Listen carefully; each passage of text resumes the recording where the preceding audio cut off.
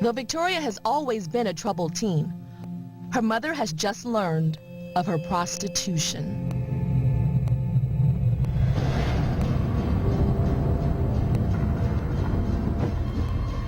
I was completely naive. She came to finally talk to me about it, and it was devastating. I didn't believe it at first. I didn't want to believe that, and I still don't want to believe that. We were able to give her, you know, food and a home and shelter, and a good family, a stepfather. Tried really hard. We thought we were doing a good job. We still don't really want to accept this story, but if it's gone that far, then she could end up dead. I mean, that's the absolute worst knock on the door I would ever get. Joining us now is Victoria's mother, Sarah. So you say that the knock on the door of someone telling you that she is dead is the scariest thing for you? That's my biggest fear, because I lost a sister in that same way. You lost a sister how? To murder. She was in the wrong place at the wrong time, walking after dark. And that's my biggest fear. How do you think, what went wrong to make Victoria turn to prostitution? What do you think happened?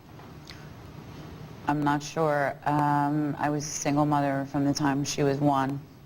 Have other children from the time she was 1.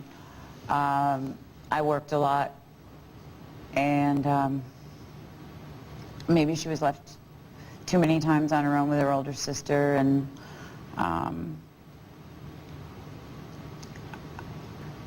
I guess she did not feel like she could come to me or her stepfather and ask us for money for the things that she needed. Do you ever feel guilty for what her prostitution, her life? Of course I do. Of course I do, because my being naive, how did she get out? Was I paying too much attention to the other children? What didn't I see? I saw depression. I saw a loner. I asked a lot of questions. We had a lot of arguments. I would try to have a relationship with her. Sometimes it went well, sometimes it did not. A lot of parents see their kids depressed or loners, but you don't think my child is a prostitute. I mean, that's the furthest thing that's in your head that you're thinking. Well, joining us now is board-certified physician and all-around medical expert, a man that I very much respect, Dr. Drew Pinsky. Hi, Dr. Drew. All right.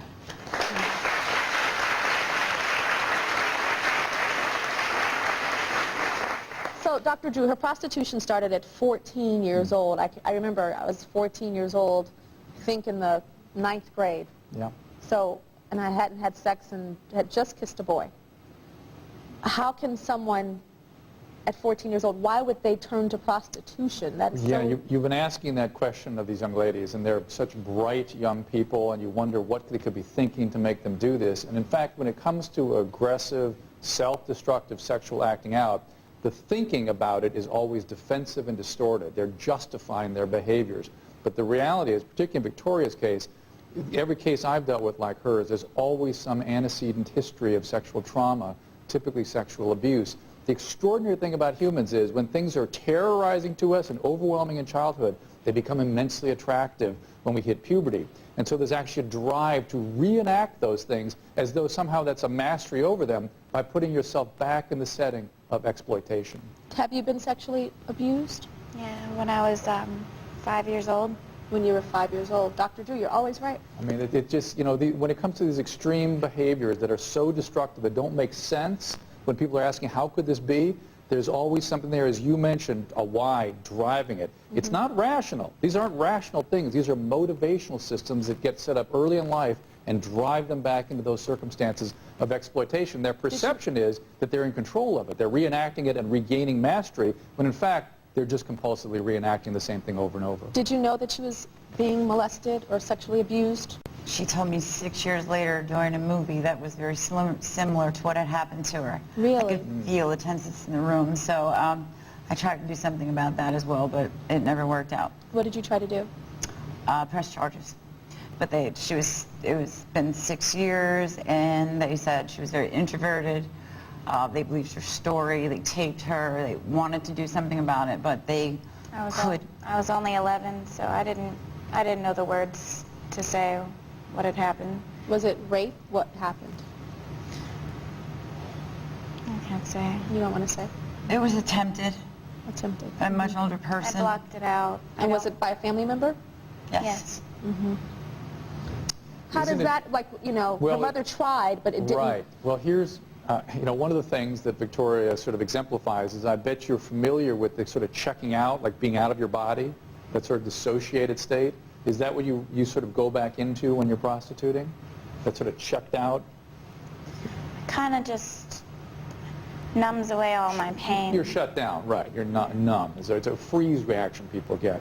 And Mom, sometimes, you know, the thing about trauma is it has an intergenerational component. It goes from one generation to the next. And you mentioned that your sister was sort of in the wrong place. Was there sexual traumas in your household when you were growing up? In my household? When you were growing up? Not in my household. But But there, you were around those. But the point is, when It happened to me as well. Yeah, when people get sexually traumatized, again, because of that attraction, you don't think you're doing it. You have no idea you're doing it, but you'll bring people around who, because they're attractive to you, those same kind of people, and they do it on the next generation. And unless there's treatment intervening, it keeps on rolling. what can her mother do to help her daughter? The first step is her mother is here, which is fantastic.